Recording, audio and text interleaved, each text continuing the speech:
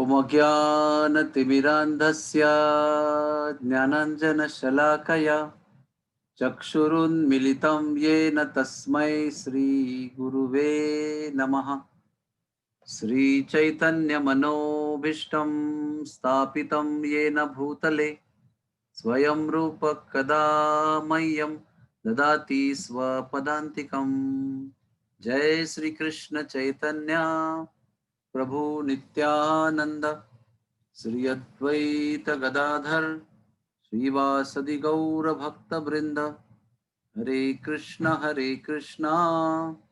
कृष्ण कृष्ण हरे हरे, हरे राम राम राम हरे हरे। तप्त कांचन गौरांगी राधे वृंदावनेश्वरी वृषभानुसुते देवी प्रणमामि हरिप्रिये, प्रणमामि हरिप्रिये, प्रणमामि हरिप्रिये। So welcome all of you on this Pavitra Connect series of Srimad Bhagavatam lectures. We are on the 9th canto now, Srimad Bhagavatam 9th canto, Ambarish Charitra, the life story of Ambarish Maharaj. So brief stories like this, that last time we discussed about Shraddha Deva Manu, who is actually also called as Vaivaswata Manu, the son of Vivaswan. And he had 10 sons, and we discussed about few sons last time. This time we are discussing about one son called Nabhaga. This Nabhaga had a son whose name was Nabhaga, as per Sanskrit understanding. He lived for a long time as a brahmachari and did not come to take his rightful ownership on the property of his father. So his brothers thought that he would not come back, so they divided the property among themselves and started living. After a long time, Nabhaga came back and he asked, "What about my share?" So they were quite surprised that he came, but they had to also trick him. So they said, "We have kept our father Nabhag as your share," which is very funny actually. So he went to father and he said, "They have said that you are my property. My share of property is you." Father said, "This is cheating. This is not possible." But anyways, you go to Angira Muni's descendants, they are performing yajna. You help them, assist them, serve them, and all the dakshina that they will receive from the king, they will be giving it to you, and it will be a lot. Before going to Swargaloka, they will hand over all the wealth to you. So he went, he assisted in the yajna of all the Angira Muni's disciples, and they completed the yajna. They got lot of wealth as dakshina. They ascended to heavenly planets and they gave all dakshina, all the wealth to this Nabhaga. As soon as he received that wealth, a huge black man appeared over there from nowhere. And he said, "As I am the Yagyasthali Swami," that means the land where the yajna was performed, I am the Swami of the land. So all the wealth which is produced in this land is mine. So what you think is yours and you have received from the sadhus, this is all mine. So then he went to his father. He was confused because father said something and he followed. Now something else happened. So again he went to father as an obedient son and explained to him. Father said, "Yes, if that person is claiming, please give it to him. Don't be attached to him." Nabhag was such a beautiful boy, I mean man, with surrendered soul to his father. Immediately he bowed down to that black strong man, gave back all his wealth. He said, "I bow down to you. Please accept my humble obeisances. I give all the wealth to you. Please take it away. But do not forget to give your mercy to me." So then that black man was so pleased and he revealed himself as Lord Shiva. He said, I had come to test you, your devotion, your character, everything, and you have been so wonderful, and I'm so pleased with you. So I give back all the wealth to you, and please, I'm very pleased with your character and your Vaishnava behavior. So this particular person, the great soul, the pure devotee, the obedient, pure-hearted soul, simple-hearted, he was the father of the famous Ambarish. So it's a brief story about his father, but you can understand what kind of genes he must have inherited. And Ambarish Maharaj, the son of Nabhaga, the whole story comes in fourth chapter of ninth canto. Huh? Such a blessed chapter, such a wonderful chapter.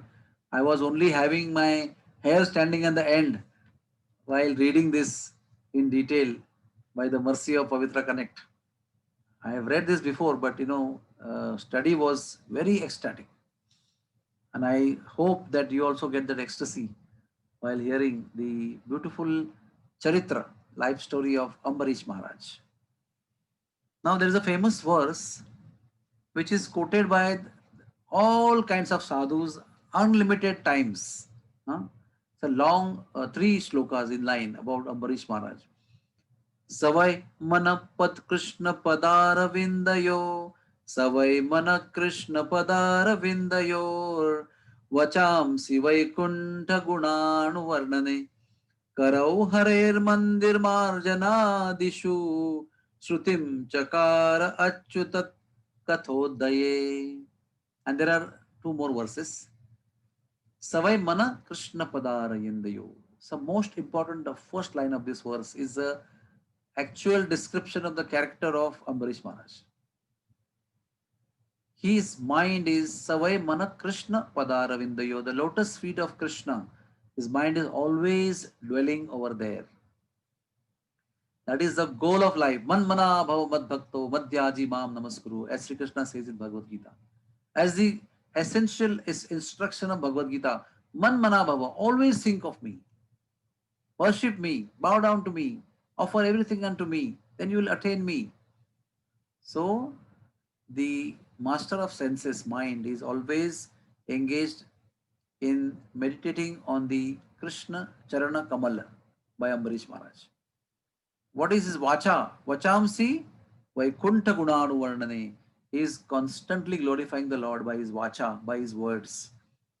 How is he using his hands? Karau Harer Mandira Marjanadishu.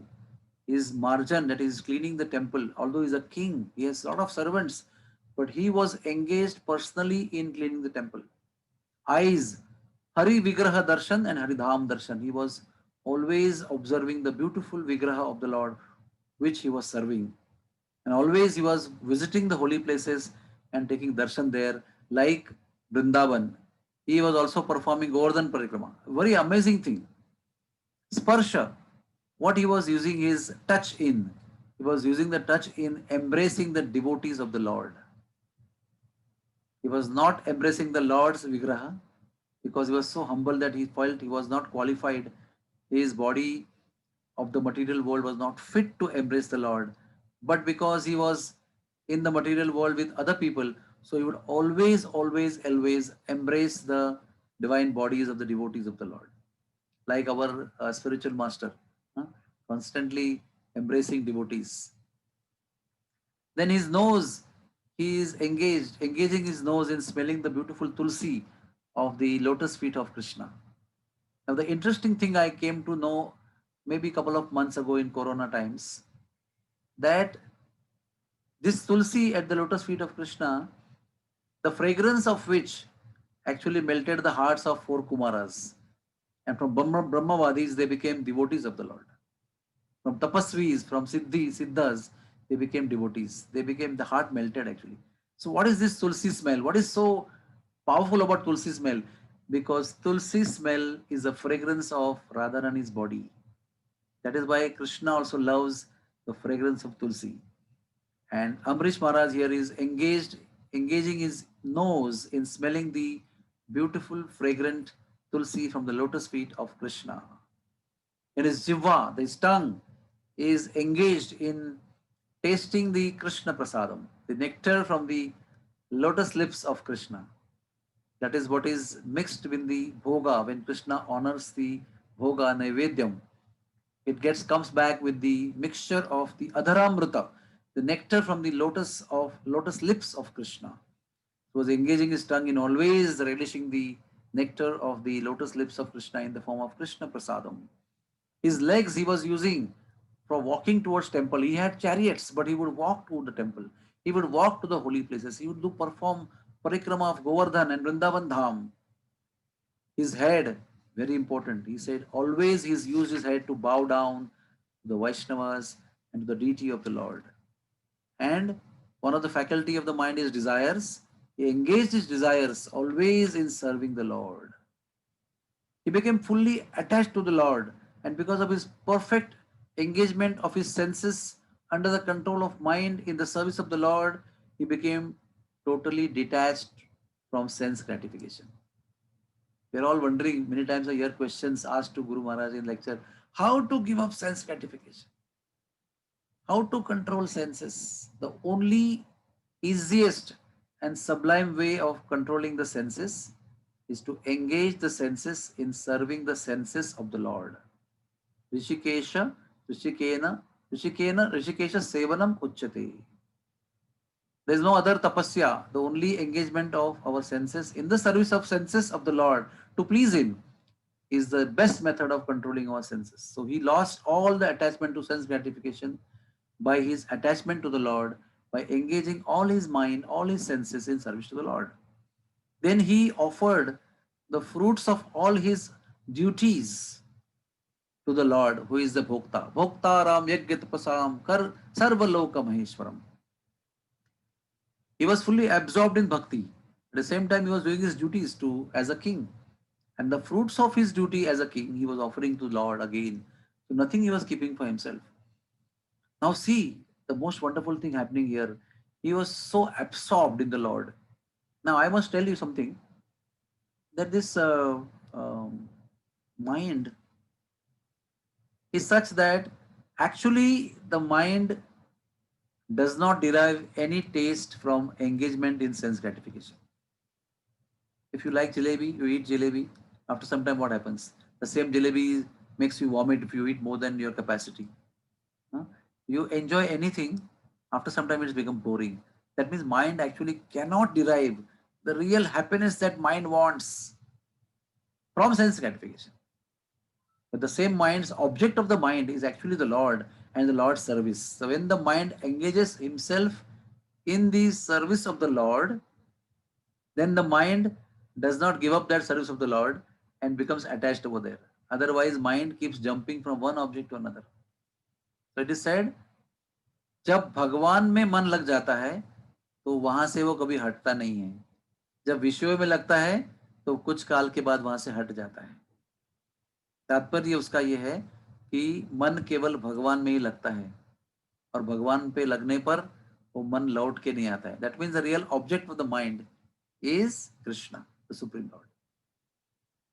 And by accepting Mahaprasad, items of the Lord, maybe the cloth, maybe the garland, or the food items, one gets free from all sensual desires. Even Bhaktivinoda Thakur says, when I eat prasad, I conquer my senses and I win over all my desires. Ambarish Maharaj only would accept the flowers, tulsi, Mahaprasad, from lotus feet of the Lord, smell them, eat the prasadam, and always by this way he was freed from the engagement of the sense gratification. Now, ninth canto is supposed to be Ishanu Katha. Ishanu Katha means what? Isha Anu. All the devotees who are followers of Lord Krishna, the choicest ones, their stories are there in ninth canto. That Katha of devotees. Huh? And in between all those devotees described in ninth canto is the Sumeru, the topmost of all devotees is Ambarish Maharaj. And he is covered by the jewels of Ram and Krishna from both the sides. Why? Because Ambarish is Surya Vamsha. Who is Shraddadev Manu? He is a son of sun god, Vivaswan, Vaivasvata Manu. So that is Surya Vamsha. So Surya Vamsha is a Vansha where Lord Ram took birth. Radharani took birth in Surya Vamsha. So because Ramchandra took birth in Suryavamsha, and Lord Ramchandra's predecessor or Purvaja, ancestor was Ambarish. So Lord Ram is very attached to Ambarish. So he is covering Ambarish Maharaj from one side, and he is covered by Krishna from other side. Why? Because Savai Manak Krishna Padaravindayo. He has offered himself completely to the lotus feet of the Lord, Sri Krishna. That's why Chandravamshi Sri Krishna and Suryavanshi Lord Ram both are covering him. They are covering him from both the sides. That is the beautiful position of Ambarish Maharaj. Now, what is the effect of Ambarish Maharaj's devotion? Amrish Maharaj's effect of his devotion is his kinsmen, his praja, his population of people. They were also attached to Sri Hari and to Sri Hari Katha, because their king was attached to Hari and Hari Katha. And they also were detached from the desires of liberation, from the desires of staying in the heavenly planets, from the desire of getting mystic powers, and from the desire of any sense gratification. Why? Because when the king would be engaged in Harikatha, the Praja would come and listen, and they understood that desire of moksha or desire of living in heavenly planets or desire of having mystic powers does not increase their pleasure of the bliss of Krishna Chintana, of the meditation of Krishna. That means they were deriving such pleasures from hearing Harikatha in the company of Ambarish Maharaj, that the pleasure that they were receiving by that was superfluously, uncomparably large in volume compared to what they were expecting from moksha or swargavas or from siddhi. So this again proves that the association of a pure devotee who is absorbed in Krishna makes also you absorbed in Krishna, makes also us in absorbed Krishna. So this is Ambarish Maharaj. I want to just explain to you in the beginning, before we go to the story of Ambarish Maharaj, what was the glory of Ambarish Maharaj. Ambarish Maharaj was so powerfully engaged. It is said that his duties were, by the way, duties. He had no need to do duties also, because he was fully absorbed in Krishna. But because he was king, he was performing his duties also. And the duty fall also he was offering to Sri Krishna and the devotees. Now, this Ambarish Maharaj did not need to do any vrata or any austerities. But because he was a king, he knew that he also has responsibility to deliver his kingdom people, the Prajajan, the population. So he decided, under the guidance of sadhus one time, to do Ekadashi Dwadashi Vrata for the whole year. That means he didn't fast for the whole year, but every month, whenever he would get Ekadashi and Dwadashi, 2 days, two times. So 4 days in a month, he would do Nirjala fast. And he did that for full year. And when he completed that fast of 4 days in a month into 12 months, he fasted for 3 nights. And he fasted for 3 nights. And of course, that is without water. Then he took bath in Yamuna at Madhuvan. Very significant. There is something called as Ambarish Ghat in Mathura, where Yamuna flows. And at that bank, King Ambarish took bath. And that was near Madhuvan. So in Madhuvan, because Madhuvan is at the bank of Yamuna. So in Madhuvan, at the bank of Yamuna, Ambarish Maharaj took bath. One of the 24 ghatas, about 24 ghats in Mathura over Jamuna is Ambarish Ghat. Then he did the Maha Abhishek of the Lord's Vigraha. Then he performed Shringar Seva. He did decorate the Lord with nice clothes, nice jewelry, and nice flower garlands, fragrant. And you know something? We cannot imagine the devotion of Ambarish Maharaj. How absorbed, deeply he was in the ocean of love and devotion for the Lord. He donated 60 crores of cows. Nya Arbuta Shata. That is a word used. I was searching where is 60 crores. So Nya Arbuda means 100 million. That is called as 10 crores. Prabhupada translates. Nya Arbuda is 10 crores. And Shata, that is 6 Nya Arbuda. That is 60 crores. And how the cows were? They were not ordinary cows. They were having gold plated horns and they were having silver plated hooves and they were mild in nature. They were young and beautiful and they were with the baby. Savatsa. That means they were with calf. Each cow is with calf. And he donated them to all Brahmins and fed all the Brahmins. And then, after feeding all the Brahmins, he was about to break his fast. And how they break the fast? That they will either take little water or they will take Charanamrita of the Lord. So they were all sadhus gathered to observe the ceremony and assist the king in the Brahminical way to break his fast. And he was about to drink water. At the same time, the great Durvasa Muni came. All of you know about Durvasa Muni. He is the son of Lord Shiva, the Shiva Amsha, taken birth from the womb of Anasuya Devi, the wife of Atri Devi, the Mahasati, one of the greatest. The greatest of all satis on earth was Anasuya Devi. He was her son, and he was Amsha of Lord Shiva. Lord Shiva had taken birth in the womb of Anasuya as Durvasa Muni. So he came there, and he was worshipped, welcomed, and worshipped by Ambarish Maharaj. But Durvasa, and he said, please come. Please come. You are come at auspicious time.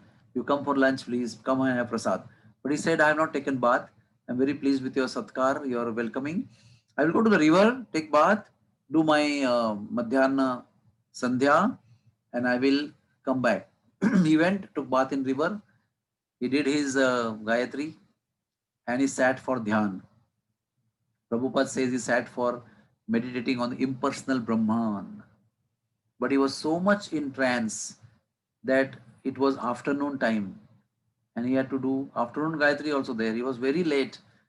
And in the meantime, the auspicious time of the Parana of the year-long Vrata of Ambarish Maharaj was passing by. So immediately he consulted the sadhus who were guiding him, his priests, and they all many priests came together, Brahmanas, and they discussed and they thought, yes, you are not supposed to eat before the guest comes who has already arrived, a great sage Durvasa Muni. So what we suggest to you, he was taking guidance from them. So what we suggest to you that you can take little Charanamrita. So when you take little Charanamrita, it is not like eating, but the fast can be broken by that activity, but it cannot be considered as eating because there is no grains in that. So he did not take that decision himself. Again, humbly he consulted, keeping Durvasa Muni in mind, he consulted the Brahmanas and they guided him. So he accepted the verdict of the Brahmanas and drank some Charanamrut. And then Durvasa Muni came after getting his bath and everything and his Madhyana Japa and everything. But because of his Siddhi, because of his mystic powers, he came to know instantly that Ambarish Maharaj has drunk water, has drunk Charanamrita. So he said, you fool, oh you cruel-hearted, hard-hearted, bogus, hypocritical devotee of the Lord. You are pretending to be a great devotee. You are such a rascal. You have eaten before me. And he started, what happened to him? What happened to him? He started trembling in anger. He felt neglected and disrespected for no reason. And his face got distorted. His eyebrows frowned. His face became red with rage. And he said, you will suffer the reaction of your action. I must punish you. I must show you who I am, whom you have offended. And immediately he plucked the bunch of hair from his head, threw it on the ground, and a monstrous demon came up from those bunch of hair. As if the personality who comes up at the time of devastation, the pralaya personality, the time of destruction or kayamat, what is called as destruction of the universe. At that time, who can come and who can do that work? That kind of personality came out. It was red eyes and red hair, and he was like nobody could see him. So he ordered him, Durvasa Muni, go and destroy this king. He's such an audacious personality. Now you see, it's amazing. Ambarish was very powerful as a king. He was not just sadhu. He was of course sadhu, but was very powerful as king. He could have actually retaliated. He could have counter cursed or created a counter demon, or he would have done anything to defeat this demon who was produced by Durvasa Muni. He also could have defeated Durvasa Muni himself. But just see what is his mentality, what is his consciousness. That is what is important in studying the charitra of a personality. What activities he does is important based on the consciousness that he has. So when we study a charitra or a character of a person, we should understand his mood, his consciousness, his attitude. So what he was thinking was extremely important. It's such a crucial, intense time of his life, such a crucial juncture, such a crucial challenge, difficulty, danger he was facing. His death was imminent in front of him. But did he retaliate? No. Did he call for the protection of the Lord whom he was worshipping all the time? No. He did not even say, "Oh Krishna, save me, Trahimam." He didn't say that. What he was thinking? He was thinking, with this body and existence, somehow the offense has taken place to a sadhu, to a Brahmin, to a deserving guest from my side. Maybe now this life is not worth living because this life, this particular body itself has offended a sadhu. Maybe it's not worth living anymore. So Lord has planned to kill me and take me back to him. So let me accept the desire of the Lord. It was explained in the scriptures before also that he was observing every activity in his life, every event in his life as the Leela of the Lord, as the pastime of the Lord, that the Lord was doing with him or arranged around him for him, his benefit. This creating demon of Durvasa Muni to kill him, such a ghastly event, but also he was thinking this was the Leela of the Lord. Now you see what happens is when such a great danger is created in somebody's life, and then also that person doesn't ask for protection. He is a devotee of the Lord, and the Lord feels obliged. He is not doing any retaliation or protection for himself. I must protect him. Now you should know one thing. I have forgotten to tell you in the beginning. I told you the effect of devotion of Ambarish on his population, but the effect of his devotion on the Lord was so pleased with his devotion and absorption. The Lord had sent his Sudarshan Chakra, the celebrated disc of the Lord, the indefeatable Ajaya weapon of the Lord. Lord has given to him and it was protecting him. So as soon as the demon was produced, he was about to attack Ambarish, Chakra came there and burned the demon to ashes. And you can imagine, Durvasa Muni was so puzzled, so surprised. My power is simply defeated without doing anything by Ambarish. And he saw that instantly after burning the demon to ashes, the bunch of ashes, the pulp of ashes, in front of his eyes, the chakra started chasing Durvasa Muni. And Durvasa could see, this is the invincible weapon of the Supreme Lord.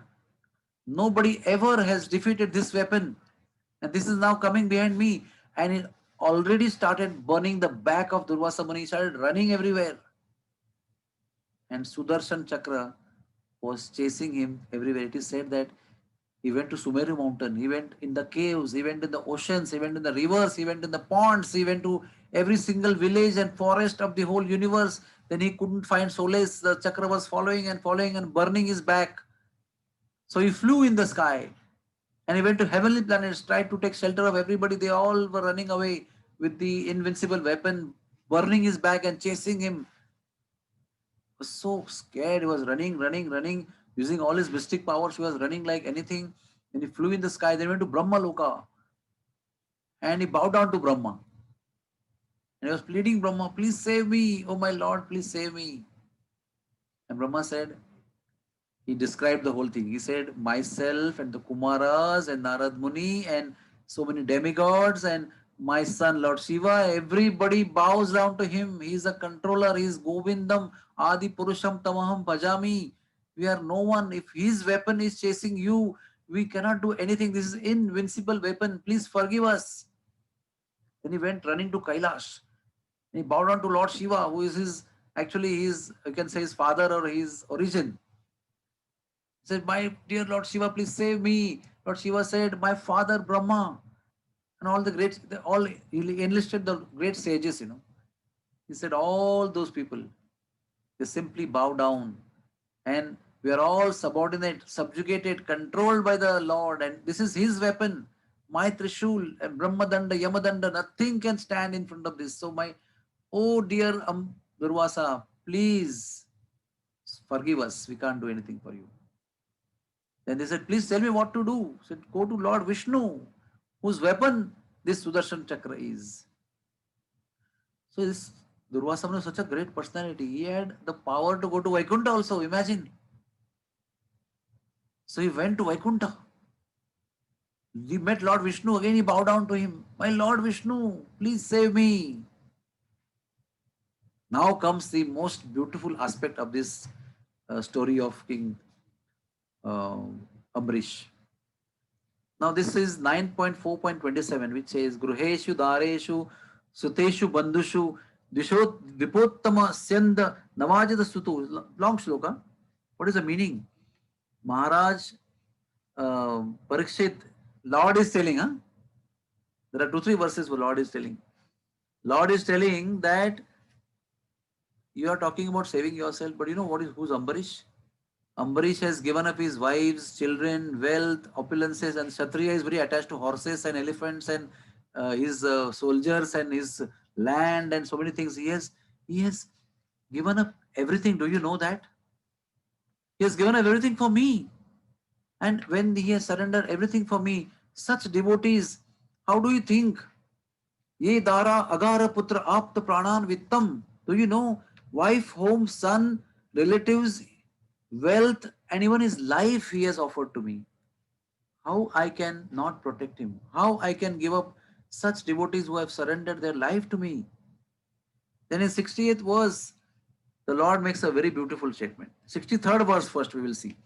Aham bhakta paradhino yas satantra hi ivadvija sadur bhrigrasta hridayo bhaktair bhakta janapriyaha. What the Lord is saying, I am completely under the control of my devotees. What he's saying, he's under control of Amrish Maharaj. Indeed, I am not at all independent.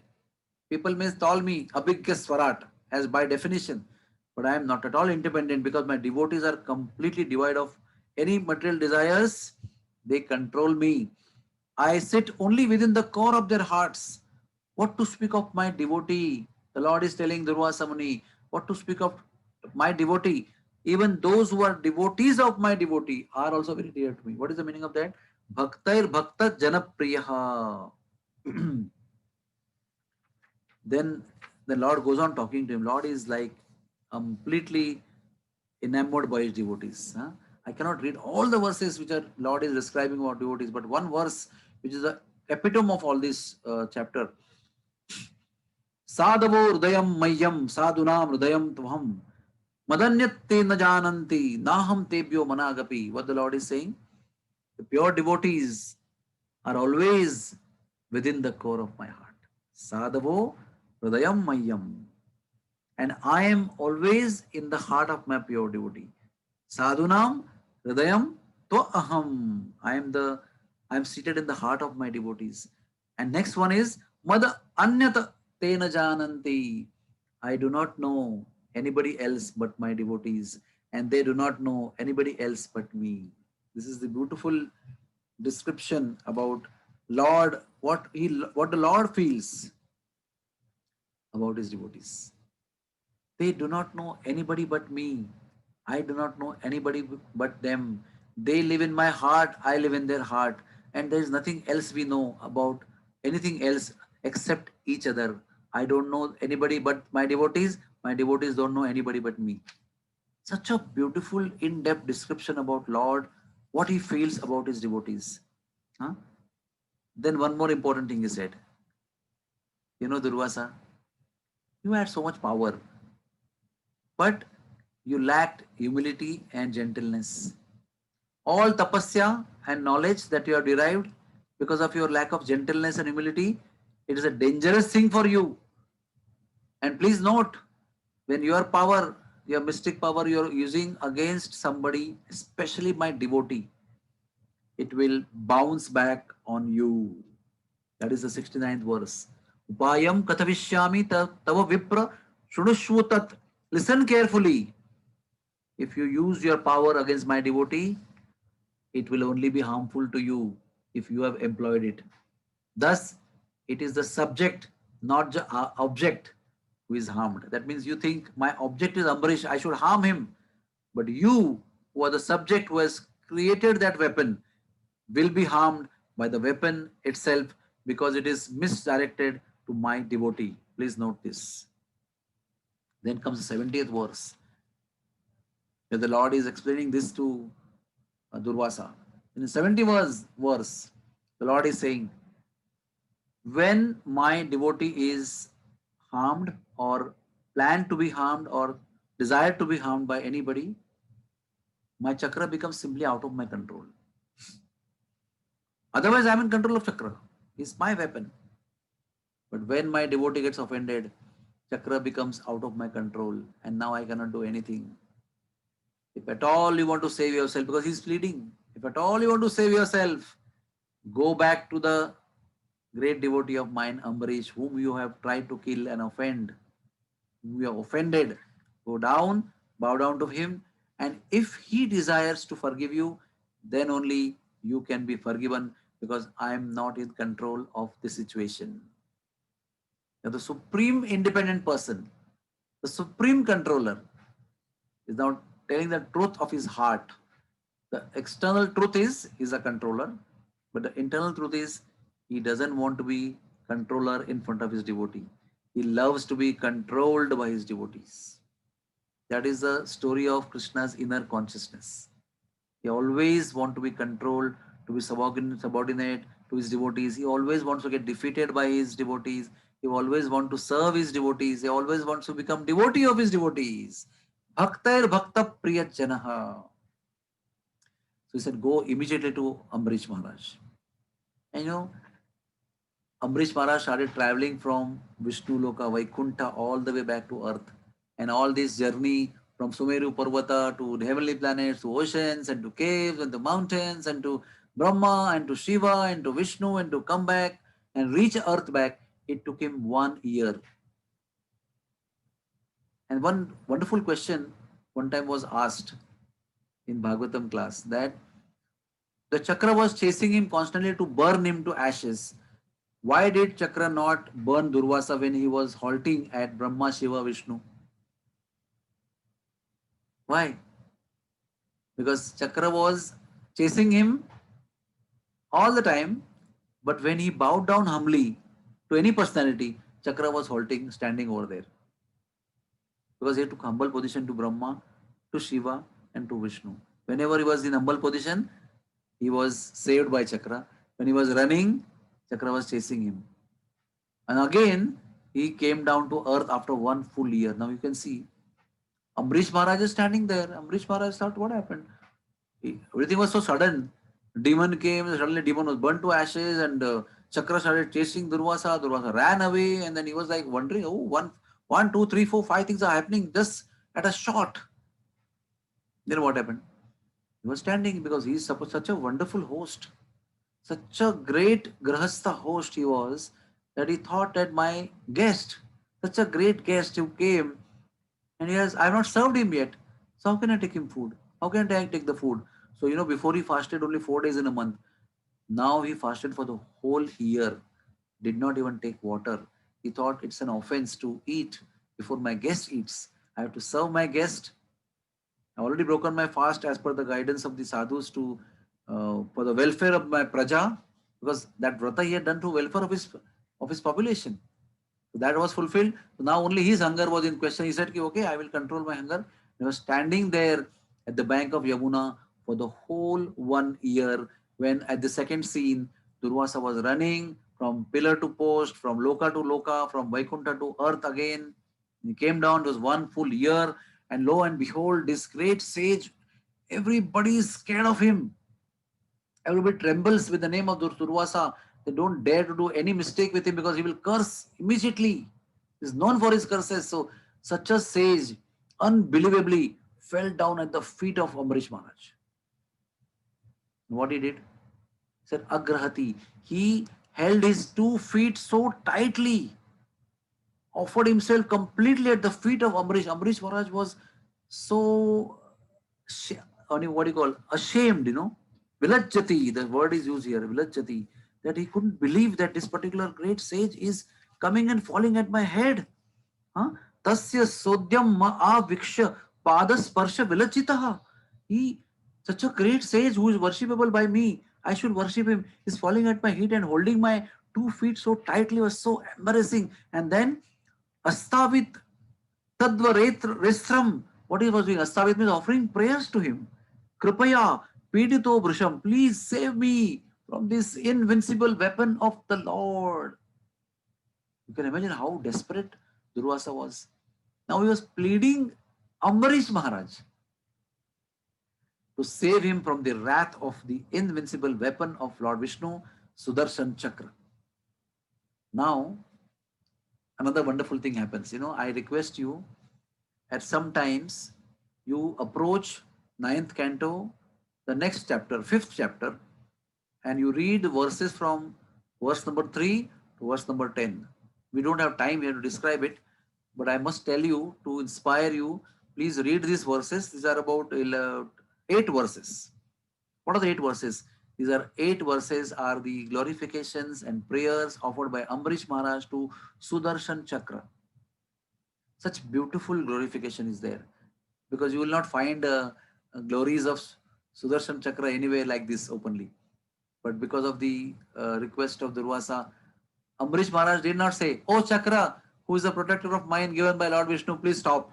Don't burn him anymore." No, that is not the way the devotees behave because of course he knew that Lord Vishnu had employed Chakra for his protection.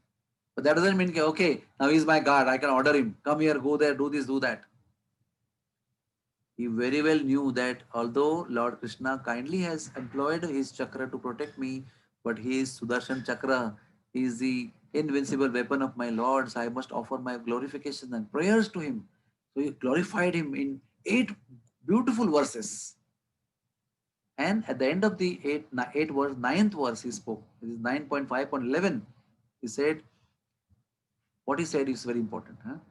See, this is the consciousness of a devotee. Now he has already seen.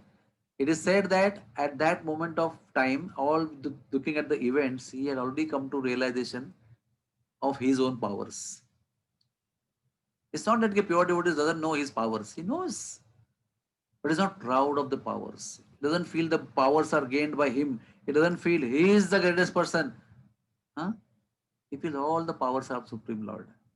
He didn't say that, see my greatness, the chakra was employed for me, he chased him, he made him surrender to Brahma, Vishnu, Mahesh, and Vishnu also told him, come back to me, how great I am. He said, all this is mercy of the Lord. All this is kripa of the Lord. So what did he say? He said, one very important thing I must read out to you. He said, if at all me and my family have done anything good, if at all me and my family have done anything which is pleasing to the Lord, truly if you have committed, if you have done some austerities and some vratas and which are pleasing to the Lord, if we all at all have pleased, me and my wife and family have pleased the Lord, then the Lord may mitigate the pains of Durvasa Muni. That means his own sadhana also he is investing to relieve Durvasa Muni for his pains, for his sufferings. He's not even saying that you will withdraw yourself. He said the Lord will mitigate his pains. That means Sudarshan Chakra will be withdrawn. And looking at the humble, the way he put up his request to save, Sudarshan Chakra withdrew himself and went away. And Durvasa Muni, while all these prayers were being narrated, were recited, Durvasa Muni was watching. It's like I remember Ajamil, when Vishnu Dutas and Yamadutas were fighting, Ajamil was watching. Wow! If these people win, I am finished. Yamadutas win, I am finished. If Vishnudutas win, I am saved. But he doesn't know who will win. These four are fighting with this four, and he is watching in between, in great tension of his life. And finally, Vishnu does one. So something like that happened. He has fallen down at the feet of Ambrish Maharaj, and then he's watching Ambrish Maharaj offering such sincere, heartfelt, genuine, and humble prayers to Chakra. And then what happened? He saw that the burning Chakra, which could have burnt Durvasa Muni to ashes in the most capable way, he was withdrawn. And now Durvasa saw, I am saved now. And all this process make Durvasa Muni very humble. And Durvasa Muni then starts glorifying Ambarish Maharaj. You can imagine this particular pastime is also very instructive. Durvasa Muni first came, he's a mystic yogi, he's all siddhi, everything he can read, mind, everything. But he could not read the personality of Ambarish Maharaj. Why? Because he was very proud. And he was in the mood of anger. He was trembling with anger. He felt disrespected. He was expecting respect. While we are supposed to expect no respect in return, and we are supposed to give respect to others. And he was a Chakravarti Samrat. Anyway, he was a respectable personality. But with all his mystic powers, with all his vrata, with all his tapa, with all his knowledge, he could not understand the glories of Amrish Maharaj. Why? Because of lack of humility and gentleness. And when he became gentle and humble by the situations, by the force of situations imposed upon him, what he went through for 1 year, when he became forcefully humble, and of course genuinely humble, not that he was acting humble. When he became humble, he came to know all the glories of Amrish Maharaj. He said, now I understand how glorious you are, how much a great devotee you are. I was calling you as a bogus, hypocritical devotee, show bottle devotee, cruel personality, a bogus king as such. Nishamsa, I was calling you as the most abominable of all human beings. Nishamsa, Nishamsa Asti. I was calling you that. Exactly opposite what you were. Now I understand how glorious you are, how wonderful you are, how such a great Vaishnav you are, how much Lord loves you, how much you are protected by the Lord, how powerful you are. Now insignificant, useless person I am. And then Durvasamani goes on glorifying Amrish Maharaj and thanks him profusely for saving his life, because his life was in danger. He could have died that day. The great Durvasa Muni could have been rendered into a bunch of ash, ashes. So Durvasa Muni is genuinely thanking Amrish Maharaj. Because of you, I can say, I could save myself. And look at Amrish Maharaj. Amrish Maharaj is, I'm sorry. I caused you all this trouble. Because of me, you had to go all this trouble. Please forgive me. I could serve you. In fact, I offended you. I put you in trouble. Because of me, you put in trouble. Please forgive me. And he invited him at home. He has not taken yet water after that one sip of Charanamrita before 1 year. And he washed his feet with Panchamrita. He offered arati to him. He offered many, many wonderful, tasty pakwana, tasty food, cooked food to him with sweetmeats and everything. He satisfied him completely. He gave him donations. He gave him dakshina, took his blessings. And then he took his prasad. What a grahastha, what an exemplary grahastha he was. What kind of troubles he went through to remain exemplary. And that is why we can understand why he is called as Sumeru of the devotees, the Ishanu Bhakta. Why he is called as that in 9th canto.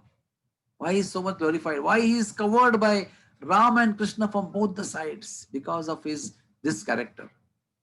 That he was not disturbed even in the greatest danger of his life. He was not disturbed at all. He accepted that danger as the mercy of the Lord, as the Leela of the Lord for the welfare of his own life. Even though death was standing in front of him, he accepted that as mercy of the Lord. Although he did die, but he accepted already that situation as mercy of the Lord, as an expression of love from the Lord for him. And the Lord reciprocated to him by telling Durvasa Muni Huh? You are not important for me. My devotee is important for me. I cannot leave him for you. He is in me, I am in him. I am controlled by him. Oh Durvasa, you go back. If he forgives you, then only you can be forgiven. Otherwise, you cannot be forgiven. So, this is the danger of offending devotees. If you offend devotees, the Lord cannot forgive us. The devotee will not take an offense. Durvasa Muni offended him so much, but Ambarish did not take the offense at all. In fact, he was feeling guilty. I am troubling my master, my Atithi. Ambarish Puri, Ambarish Maharaj did not take it as offense, number one.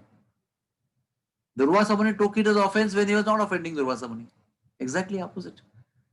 So, there's one beautiful thing I want to tell you that Ambarish Maharaj, what happened was the Ambarish Maharaj was Siddha, he was Tapasvi, he was Yogi, he was Rishi, he was a Brahmana, he was a Brahmachari, and Ambarish Maharaj was Kshatriya, Grahastha, king, wealthy man. But it is said that the being Rishi or being Brahmana was defeated over here by Bhagavad Dharma and Bhakti. The Bhakti defeated Yoga, Siddhi, and all the other powers of Rishi and Yogi. Why? Only one difference was there, because Ambarish Maharaj was the unalloyed devotee of the Lord, Ananya Bhakta of the Lord.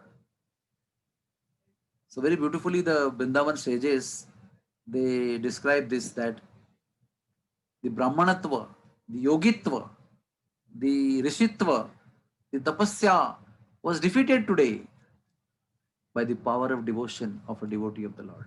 Huh?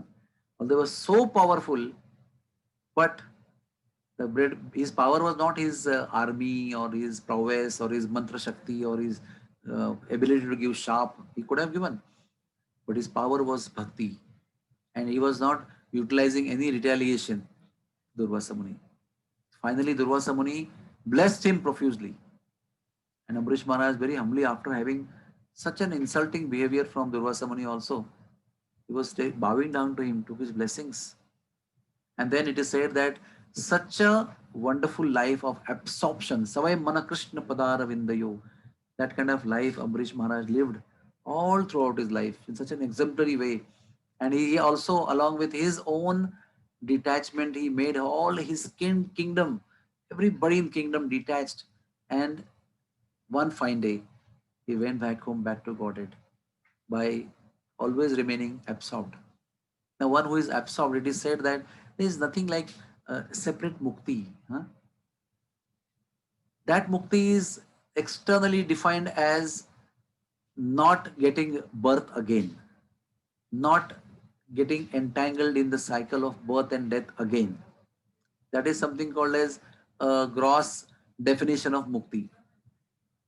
But the real Vaishnav definition of mukti is the time you are completely absorbed in the meditation on the lotus feet of the Lord, and when you are completely engaged in service of the Lord or hearing about the Lord, either Shravanam or Sevanam or absorption at the meditation of the lotus feet of the Lord, Krishna Padara Vindayo. That is the stage of Jivan Mukta. The devotee doesn't have to die to get liberated. The devotee is already liberated. He is already in the divine abode of the Lord, the Golok Vrindavan, the Sachidananda Dham of the Lord, the eternal abode of loving pastime of the Lord. By the dint of absorbing the mind in the lotus feet of the Lord, and by engaging senses in the service of the Lord and his devotees, and engaging his ears in hearing Harikatha, the devotee of the Lord is already in Goloka. It doesn't have to go to Goloka physically. Most important is not to go physically to Goloka, but to be in consciousness in Goloka before going to Goloka. And that was exemplified by Amrish. That is why Amrish is called as Sumeru, Sumeru Bhakta. Because he actually told all of us through his life story that real ultimate achievement of the life is not physically going to Goloka, but to be in Goloka wherever you are by the power of consciousness. That is Ambarisha. Otherwise, why Ram and Krishna, both the different uh, incarnations of the Lord, both are holding him on both sides? What is the reason behind it? Because of this particular divine consciousness, which is very, very dear and very, very attractive to the Supreme Lord himself also. That is what the personality of Ambarish is. And Ambarish being Raghuvamshi, Suryavamshi, is very dear to Raghuvamsha. He is like their crest jewel ancestor, which they take pride in, that we are Vamshaja or descendant of Amrish Maharaj. So let us all bow down our head, our heart, our consciousness, our soul at the feet of Amrish Maharaj. And let us beg for Amrish Maharaj's mercy that he will award us that kind of absorption, where the absorption should be on such a level that even the activities that we do are not required to be done, but we do it for the sake of duty. And then that activity also, we offer the fruits of the activity also to the Lord only. Nothing is belonging to that person. But when such kind of situation comes, everything belongs to him actually. Such a devotee inherits the whole kingdom of the Lord along with the Lord. Even the Lord becomes his property, the kingdom of the Lord becomes his property, everything becomes his. He owns everything. He controls even the Lord. The Lord loves to be controlled by him. The Lord loves to be subordinate to him. Lord loves to be servant of such a devotee. So there is no need of hankering for Goloka or hankering for Swarga or hankering for human life or hankering for anything. This is the ultimate wealth of the soul. Savai mana Krishna padara vindayo. Hare Krishna, Krishna Krishna, Hare Hare, Hare Rama, Rama Rama, Hare Hare. So, if you have any questions or any comments.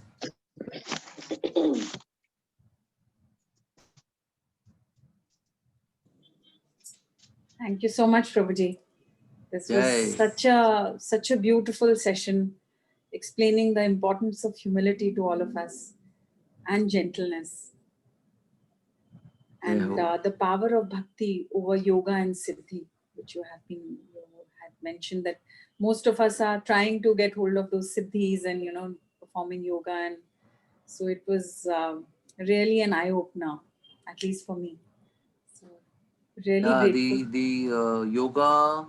The yoga, the fruits of yoga, the mystic power are so attractive actually in one sense, but they mean nothing to a devotee. It is said that the devotee of the Lord, this bhukti, mukti and siddhi, that means this self-gratification, liberation, personification of liberation, the mukti and the siddhi herself are chasing behind the devotee to give themselves to the devotee, but the devotee doesn't even look at them. मुड़ के भी देखते नहीं उनकी तरफ. So it is said when you run behind these three things, the things run away from you. If you run away from them, the these things run behind you, and you are not having any interest in those three things. Because something which is much truly higher than these three things is there in front of a devotee. That is devotion. That is love for the Lord. And beyond love, the mercy of the Lord. Love is something to be achieved, but kripa is higher than that. And that kripa, when you achieve, in that kripa, love and all the achievements are already there. This is the situation. We have to come to know that these things are all useless. Even think of them. And Ambrish Maharaj is inspiring us. Example, he has defeated the personification of yoga, mystic yoga, siddhi, and everything. Brahmanatva, Rishitva, Tapasya, everything he defeated. Only by love and devotion to the Lord. And not to he didn't defeat, he got defeated. Hare Krishna. Hare Krishna. So, Prabhuji, initially when you started the session, you said this sentence that Krishna is the object of the mind. Yes. If he's the object of the mind, then why are we not feeling that way? We have to strive to have him as the object of the mind. It is our biggest misfortune. The most unfortunate moment we gave up the object of our mind, that is Krishna, and decided to have something else as the object of our mind. We came down at the same very moment when we chose this. We got this body. We lost that divine body, Sachidananda Vigraha. We got this body. Then we got three gunas working on us. And then the karma, then the karma phala, then the bondage, and the trivid tapa. Adi Atmika, Adi Bhautika, Adi Daivika clash. All of them correct covered us. Prakshepatmika and Avarnatmika, two kinds of Maya. One covering Maya, one pulling down Maya. Avarnatmika, Avarnatmika is covering, Prakshepa means pulling down. So we were pulled down by all this universe of all what I explained just now. Then when we lost Krishna as the object of mind, then what remains? Huh? Nikatastha Maya tare jhapotiya dhore. Tempting you for this and that, and this is your object, that is your object. I'm trying this, I'm trying that, I'm not happy. So very beautifully said by Brajvasi sadhus. Actually speaking, the object of senses is not the object of mind. You cannot stay there forever with any object. You can see jalebi, you can see high position, you can see wealth, opulence, beauty. Stay there for long. Mind gets frustrated and leaves and goes to next object like a monkey, to another, like a butterfly, one flower to another. No satisfaction, only temporary titillating happiness. But when mind finally, by theoretical way, by preaching, by inspiration, goes to the real object, then mind doesn't leave. But that is the real object of the mind. The mind finds his real lover, then doesn't go anywhere else. That is a proof. That is attached to Krishna, then does not go to anything else. Nothing attracts him. That is the beauty. That's a great fortune of our lives that we have been told that this is the reality. Well, in this reality, do not try to run behind the mirage, the illusion that those are the objects of mind. This is the object of mind. Savai Krishna Manapadara Vindayo. There's no greater pleasure in life. No, nothing can compare with meditation on Sri Krishna's lotus feet. Nothing can compare with that.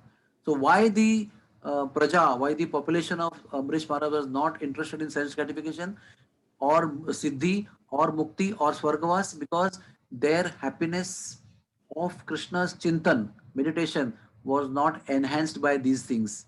That is liberation, swargavas, or so many things. So they say they had no interest. They wanted to just increase that pleasure which they had already received by the mercy of Amrish Maharaj. So when these pleasures have to be rejected before we receive the true pleasure. We don't have to reject anything. Actually speaking, you have to just attach your mind to Krishna. Everything is already gone. You don't have to give up this, I give up, that I give up, I throw this, I like my house, throw out of window. Nothing. They will have to leave on their own from your life. When you accept Krishna, when a most beautiful girl becomes like a man's wife, then all the other secondary and tertiary and other 10th grade women, they have to leave because now a most beautiful lady has come. So what is our position here? What is our hope of getting attached to this man anymore? So they leave. You don't have to tell them, oh dear ladies, get out of this place. No, they will leave on their own. So when you are attached to Krishna, that is unnecessary, unwanted, anartha will leave. Your house, that is a house of the mind, will become most pure by the lotus feet of the Lord. So probably one more practical thing I would like to ask. So we are trying to do, maybe not doing, but trying to do those 9 processes of bhakti, which Amrish Maharaj, you know, um, is propagating, and he's the acharya of that. But our outcome is more like Durvasa Muni. I appreciate your humility. so, so could you throw some light on that how should we practically certain things which we should do? And you have brought up a very important point. I must elaborate on that. Shraddha bhakti is there. Shravanam, Kirtanam, Vishnu Smaranam, Padasmaranam, Tilatma Nivedanam. Archanam, Bandhanam, Dasyam, Sakhyam, Atma Nivedanam. The 9 processes. And there is one acharya for each. Shravanam is Parikshit, and Kirtanam is Shukdev, and Smaranam like that. Lakshmi is Pada Sevanam, Dasyam, Atmanivedam Bali Maharaj. But the thing, Ambarish Maharaj is the emblem of all the 9. Nobody all the 9. Hanuman is only Dasyam. Parikshit Maharaj is only Shravanam. But Ambarish Maharaj was the great acharya of all the 9 processes together. This is one thing I want to tell. This is something, another unique feature of Ambarish Maharaj's character and charitra. The question is that when we do any of these things, the result like Durvasa Muni's behavior. Huh?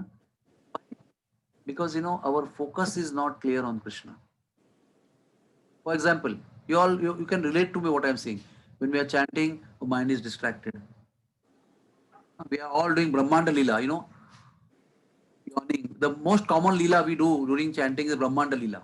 We open up our mouth and yawn nicely, or we go off to sleep, or think of something else if you are awake at all. So the process of Shravanam is perfect, but our practicing of the process is not perfect. We think of this Kirtanam. I want to glorify Krishna, but suddenly I criticize a devotee, or suddenly I criticize something, or some bad thing I speak about. I'm remembering Krishna, but suddenly I remember some saint certification, beautiful woman, or some beautiful food to eat, or something, promotion, or some increment. So every process that we're trying to adopt sincerely, but is contaminated by our conditioning. When it comes to Atma Nivedanam, oh, how can I? How can I surrender? There are so many things to do. How can I surrender everything? Oh, I can't do that. That is why the result is Durvasa Muni. The behavior of Durvasa Muni becomes prominent in our behavior. We become angry, we tremble, our mouth, face gets distorted, our lips gets curled with anger, we want to curse somebody, we want to take revenge. All this is result of that improper following of the process. The process is perfect, the following is not perfect. So when the process becomes perfect, then the result is perfect. Then we can become like Ambarish Maharaj. Now how? Now next question you may ask how we should do it. There is something called as Jnana, then there is Virakti, then there is Yoga, then there is Siddhi, and there are so many things, and finally there is love, which is much beyond all these things. This becomes that insignificant. But that love is not achieved like easily like what we think. That love is achieved by Kripa. If there is Kripa, then there is knowledge, there is yoga, there is siddhi, there is vairagya, everything is achieved when Kripa comes. So what are we doing? We should pray for that Kripa. Knowing well that I am not qualified, I have no qualification, I cannot do Navada Bhakti, I can do it only by the mercy of the Lord, and more than the Lord's mercy, by the devotee's mercy, by the sadhu's mercy, by the guru's mercy. And if we have this consciousness that I am nothing, if my guru blesses me, then something worth will come out of me. And I always keep begging the mercy of Guru. Huh? Sri Guru, Guru Charane Rati, ei se uttama gati. Arana kori ho mane asha. Ye prasade sure pure sarva asha. So that we are only beggars of mercy. Ami to Kangala, Krishna Krishna boli, dhai tava pache pache. I have no qualification, my Lord, my Guru Dev. I'm just simply running behind, for begging your mercy. I'm only at the best of my capacity. I'm a beggar. I can beg your mercy. And when we go in such mood, then that Kripa will make us follow the processes perfectly, not by our efforts. That Kripa has to be there. Another thing Bhagavatam explains, that Kripa also, how we can ask for Kripa, बैठ के कृपा मांग सकते हैं, but it may not be available. Then how it will be easily available? Syan mahas sevaya vipra punya tirtha nishevanat. When we serve the mahat sevaya, the Mahatmas, the devotees who are like Ambarish Maharaj, who are surrendered to the Lord, the pure devotee, the Guru Maharaj, and the Vaishnavas, when we serve them, then the mercy also comes easily. You beg and it comes, you beg and it comes. So the Lord is obliged with those devotees who serve his devotees more than they serve Lord. when you serve those devotees, they may be insignificant devotees, they may not be Mahatmas, but they are devotees, simple, genuine devotees, and you please them by your service. Looking at your endeavor and looking at the pleasure of the devotees, the Lord will bless you with His mercy. And with His mercy, in your sadhana, in your Navada Bhakti, everything will go on right track and give right result. Hare Thank you so Krishna. much, Prabhuji. Jai Shri Radha. Actually, you are giving us that Guhyatam Gyan, which Krishna is speaking in the 9th chapter. So really, very, very grateful for this. You can see Shukdev ji has given us this knowledge. Prabhupada has commented on that. Acharyas have commented on that. They have taken out the essence of that and given us the beautiful. This chapter, if you read verse by verse, it is filled with ocean of nectar. By the mercy of Prabhupada, his spiritual ecstasy in the form of the purports of this chapter is like drowning us in the nectar. And then I was telling in the morning to some person I was talking to, I said, such nectar is available. Why there is a need to get depressed or upset in life?